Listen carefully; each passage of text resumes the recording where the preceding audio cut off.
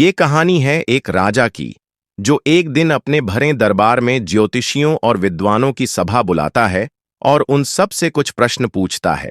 मेरी जन्म पत्रिका में राजा बनने का योग था और मैं राजा बना, किंतु उसी घड़ी अनेक अन्य लोग भी जन्मे होंगे, वे राजा क्यों नहीं बने? पूरी सभा मौन हो गई। सब एक दूसरे का मुंह देख रहे थे। तभी एक वृद्ध मंत्री खड़े हुए और बोले, महाराज की जय हो। आपको इस प्रश्न का उत्तर यहां नहीं मिलेगा। आपकी सीमा में ही दूर एक घना जंगल है, वहां एक महात्मा रहते हैं, वही शायद आपको आपके प्रश्न का उत्तर बता सकते हैं। राजा ने मंत्री की बात सुनकर जंगल की ओर प्रस्थान किया। वहां घने जंगल के बीच एक महात्मा आग के पास बैठे अंगार खा रहे थे। उनको देखकर राजा डरते हुए उनसे बोला, हे महात्मा, मैं एक प्रश्न की तलाश में यहां पर आया हूं, कृपया करके आप उसका समाधान कीजिए। मुझे तेरे प्रश्न का उत्तर देने का समय नहीं है, मैं भूखा हूं। जाओ, पहाड़ियों के पार एक और महात्मा है, उनसे पूछो। राजा ने महात्मा की बात सुनकर कठिन पहाड़ियों का रास्ता पार किया। वहां उसको दूसरा महात्मा मिला, जो अपना ही मांस चिमटे से नोच नोच कर खा रहा था। राजा ने हैरान होकर उन महात्मा से कहा, हे महात्मा, मैं एक प्रश्न की तलाश में यहां पर आया हूं, कृपया करके आप उसका समाधान कीजिए।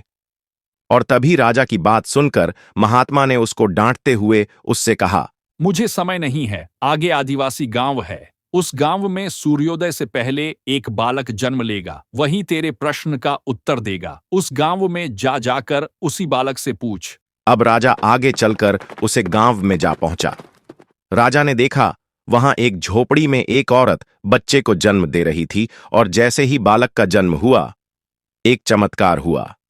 बालक ने बोलना शुरू किया और मुस्कुराकर राजा से बोला, राजन, मैं तुम्हारे प्रश्न का उत्तर दूंगा, पर उससे पहले एक कथा सुनाता हूँ, उसको ध्यान से सुनो।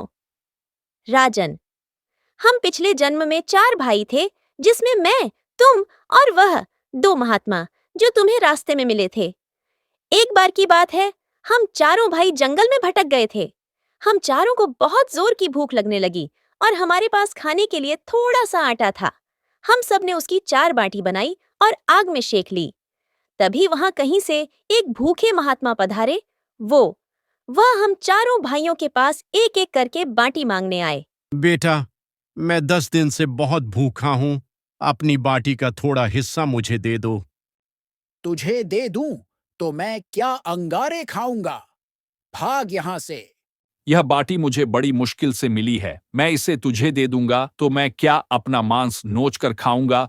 मुझे भी बहुत तेज की भूख लगी है, मैं अपनी बाटी नहीं दूंगा। चलो निकलो यहां से, जल्दी। फिर वही महात्मा चौथे भाई के पास आए और बोले, बेटा, मैं 10 दिन से बहुत भूखा हूं, अपनी बाटी का थोड़ा हिस्सा मुझे दे दो। आइए महात्मा, मेरी बाटी का आधा भाग आपको समर्पित है। महात्मा ने आशीर्वाद दिया।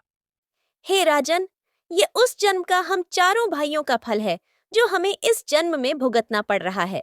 पहले जो तुम्हें महात्मा मिले थे, जो अंगार खा रहे थे, वह पहले वाले भाई था।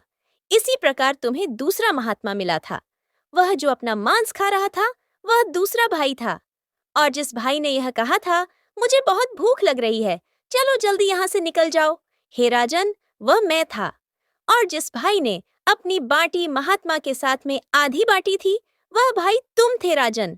हम चारों ने अपना कर्म भोगा और मैं अपने कर्म के हिसाब से जल्दी निकल रहा हूँ। जैसे एक ही बाग में अनेक फूल खिलते हैं, पर हर फूल का रंग, रूप, गंध अलग होती है, वैसे ही एक ही मुहूर्त में जन्म लेने पर भी भाग्य अलग अलग होते हैं। हम जो करते हैं वही भोगते हैं। हे राजन, अब तुम्हें अपने प्रश्न का उत्तर मिल गया है, अब मैं चलता हूँ। यह कहकर बालक ने प्राण त्याग दिए और राजा की आंखें खुल गईं।